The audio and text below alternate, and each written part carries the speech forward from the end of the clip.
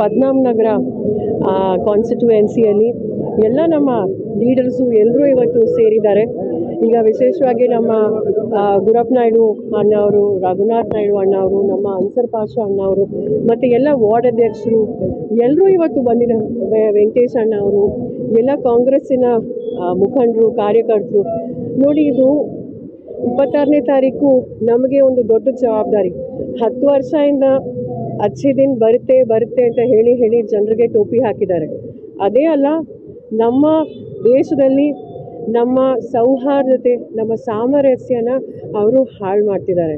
ಹಾಗಾಗಿ ಎಲ್ಲರೂ ಅಷ್ಟೇ, ಪ್ರತಿಯೊಬ್ಬ ನಮ್ಮ ದೇಶದ, ನಮ್ಮ ವಿಶೇಷವಾಗಿ ನಮ್ಮ ರಾಜ್ಯದ ಬೆಂಗಳೂರು ದಕ್ಷಿಣದ ಮತದಾರರು ಎಲ್ಲರೂ ನಿರ್ಧಾರ ಮಾಡಿಬಿಟ್ಟಿದ್ದಾರೆ.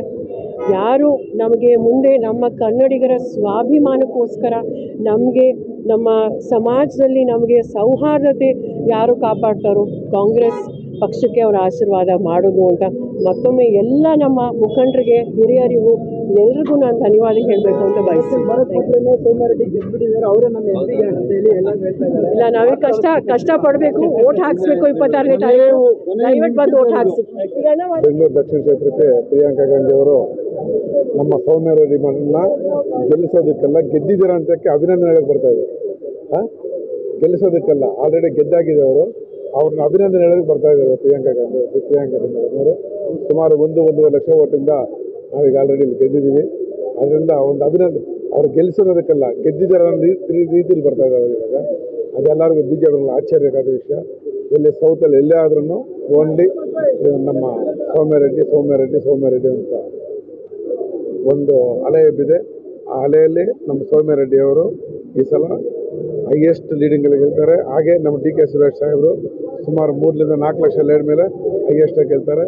ನಾಳೆ ನಮ್ಮದೊಂದು ಸಭೆ ಇದೆ, ನಮ್ಮ ಕಮ್ಮವಾರಿ ಸಂಘದ ಬೇರೆ ಒಂದು ಬೆಳಗ್ಗೆ 11 ಗಂಟೆಗೆ ರಾಮಾಂಜನೇಯ ಲೇಔಟಲ್ಲಿ. ಅಲ್ಲಿನ ಡಿ ಕೆ ಸುರೇಶ್ ಸಾಹೇಬರು ಬರ್ತಾ ಇದ್ದಾರೆ. ಸೌಮ್ಯ ರೆಡ್ಡಿ ಹಾಲಂತ ಗೆದ್ದಾಗಿದೆ.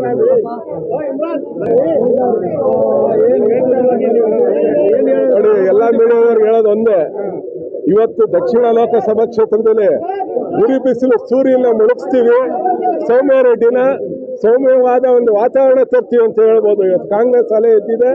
ಇವತ್ತು ಬಹಳ ಖುಷಿಯಾಗಿ RSS ಅವರು ಸಹ ನಮ್ಗೆ ಹೆಲ್ಪ್ ಮಾಡ್ತಾ ಇದ್ದಾರೆ, ಇನ್ಕ್ಲೂಡಿಂಗ್ ಬಿಜೆಪಿ ಕಾರ್ಯಕರ್ತರು ಸೂರ್ಯನ ಮೇಲೆ ಕೋಪ ಮಾಡ್ಕೊಂಡಿದ್ದಾರೆ. ಅವನ ಮಾತು ನಡವಳಿಕೆ ಸರಿ ಇಲ್ಲ ಅಂತೇಳಿ ಇವತ್ತು ಜನ ಅಷ್ಟು ರೋಷದೊಂದಿದ್ದಾರೆ. ಹಂಗಾಗಿ ಸೌಮ್ಯ ರೆಡ್ಡಿ ಅವರು 100% ಗೆಲ್ತಾರೆ. ಸೂರ್ಯ ಮುಳುಗ್ತಾನೆ, ಸೌಮ್ಯ ರೆಡ್ಡಿ ಶಾಂತಿ ಸ್ವಭಾವ ಮೇಲೆ ಬಂದೇ ಬರುತ್ತೆ. ಮತ್ತು ಈ ಭಾಗದ ಎಲ್ಲ ನಾಗರಿಕರು ಸೌಮ್ಯ ರೆಡ್ಡಿ ಅವರಿಗೆ ಮತಯಾಚನೆ ಮಾಡಲು ನಾವೆಲ್ಲ ಸೌಮ್ಯ ರೆಡ್ಡಿ ಅವರು, ರಾಮಲಿಂಗಾರೆಡ್ಡಿ, ಗುರಪ್ಪ ನಾಯ್ಡು ಅವರೆಲ್ಲ ಸೇರಿ ಬಂದಾಗ ಮತ್ತು ಅನ್ಸರ್ ಪಾಷಾ ಅವರು ನೇತೃತ್ವದಲ್ಲಿ ಈ ಕಾರ್ಯಕ್ರಮ ಮಾಡಿ ಎಲ್ಲರೂ ಕಾಂಗ್ರೆಸ್ಗೆ ಓಟ್ ಹಾಕಬೇಕು ಅಂತೇಳಿ ಕಾಂಗ್ರೆಸ್ಗೆ ಓಟ್ ಹಾಕ್ತೀವಿ ಅಂತ ಶಪಥ ಮಾಡಿ ಈ ಸಲ ಕಾಂಗ್ರೆಸ್ಸೇ ಗೆಲ್ಲುತ್ತೆ ಅಂತಲೂ ಹೇಳಿ ಭರವಸೆ ಕೊಟ್ಟಿದ್ದಾರೆ. ಅದರಿಂದ ಎಲ್ರಿಗೂ ಧನ್ಯವಾದಗಳನ್ನು ಹೇಳಿ ನಾವು ಇವತ್ತು ಇಲ್ಲಿಂದ ಹೊರಡ್ತೀವಿ. ಸೌಮ್ಯ ರೆಡ್ಡಿನೇ ಯಾಕೆ ಗೆಲ್ಲಬೇಕು ಅಂತಂದರೆ ಒಬ್ಬರು ಭಾಳ ಎಜುಕೇಟೆಡ್ ಗರ್ಲ್ ಹೆಂಗಸರು. ಆಮೇಲೆ ಸೌಮ್ಯ ರೆಡ್ಡಿ ಅವರು ಭಾಳ ಸೌಮ್ಯತೆ ಇದೆ. ಸೌಮ್ಯ ರೆಡ್ಡಿ ಅವರು ಪ್ರತಿಯೊಂದು ಕಾರ್ಯಕ್ರಮದಲ್ಲಿ ಭಾಗವಹಿಸ್ತಾರೆ. ಸೌಮ್ಯ ರೆಡ್ಡಿ ಅವರು ಮನೆಗೂ ಬಂದು ಏನಾದರೂ ಕೆಲಸಗಳಿದ್ದರೆ ಮಾಡಿಕೊಡ್ತಾರೆ. ಈಗಿರೋಂಥ BJP ಸಂಸದರು ನಿಮ್ಮ ಭಾಗಕ್ಕೆ ಬಂದಿದ್ದಾರೋ ಇಲ್ಲೋ ಗೊತ್ತಿಲ್ಲ, ಮುಂದಕ್ಕಾದ್ರೂ ಬರೋದು ಇಲ್ಲ ಅವರು. ಇದು ಮಾತ್ರ ಸತ್ಯ. ಸೌಮ್ಯ ರೆಡ್ಡಿ ಅವ್ರಿಗೆ ನೀವು ಓಟ್ ಹಾಕಿ ನಿಮ್ಮ ಮನೆ ಮಗಳಾಗಿ ಕೆಲಸ ಮಾಡ್ತಾರೆ.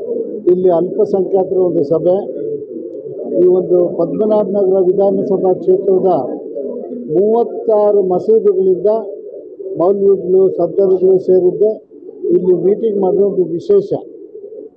ಜನ ಸೇರಿಸೋ ಮೀಟಿಂಗ್ ಅಲ್ಲ ಇದು, ಒಂದು ಎಲ್ಲ ಮುಸ್ಲಿಂ ಮುಖಂಡರು ಒಂದು ನಿರ್ಣಯ ತಗೊಳ್ಳುವಂಥ ಒಂದು ಮೀಟಿಂಗ್. ಈ ಮೀಟಿಂಗಲ್ಲಿ ಏನು ನಿರ್ಣಯ ತಗೊಂಡಿದ್ದಾರೆ ಅವರು ಅಂದರೆ 100ಕ್ಕೆ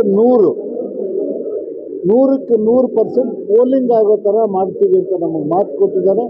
ಇದರಲ್ಲಿ ಸೌಮ್ಯ ರೆಡ್ಡಿ ಅವರು ಬಂದಿದ್ದರು, ರಾಮಲಿಂಗ ರೆಡ್ಡಿ ಅವರು ಬಂದಿದ್ದರು, ಕೃಷ್ಣರಾಜು ಅವರು ಬಂದಿದ್ದರು. ಇವರೆಲ್ಲರೂ ಎದುರಿಗೆ 100ಕ್ಕೆ 100 ಓಟ್ ಹಾಕಿಸ್ತೀವಿ, ಎಲ್ಲರ ಹತ್ರನೂ ಓಟ್ ಹಾಕ್ತೀವಿ ಅಂತ ಮಾತು ಕೊಟ್ಟಿದ್ದಾರೆ. ಇದು ಕಾಂಗ್ರೆಸ್ನ ಪ್ರಥಮ ವಿಕ್ಟರಿ.